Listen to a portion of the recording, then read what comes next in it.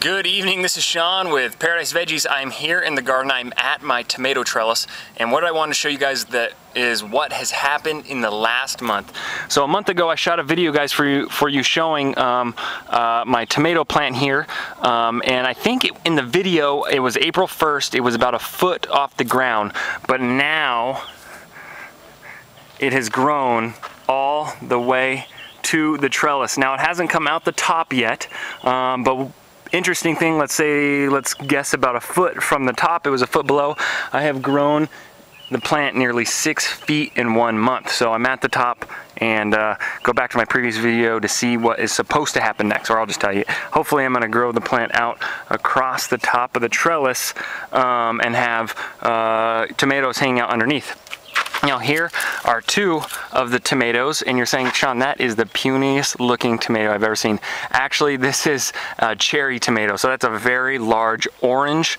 Sunburst, I think, is the exact variety. Sunburst cherry tomato. Here's two of them. Got to get them before the birds show up. The other thing I wanted to show you guys is not everything in my garden is a success, actually. Probably maybe only about 50% is a success. You see this plant is obviously very green, very healthy, lots of fruit on it.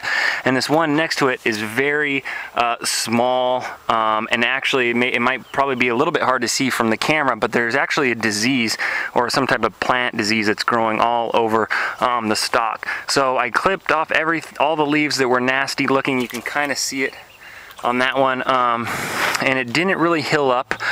So I think though that tomato plant was from a variety of tomato that just happened to spring up in my garden, so basically somewhat of a saved seed.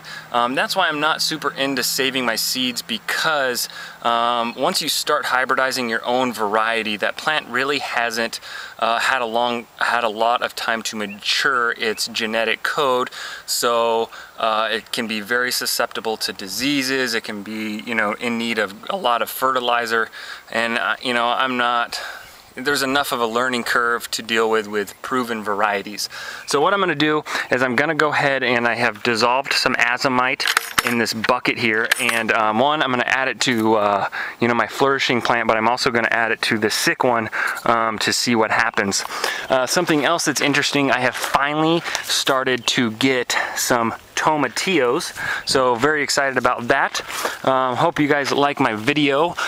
Post, subscribe, do anything else that I do these videos for. Anyways, have a great weekend. Bye.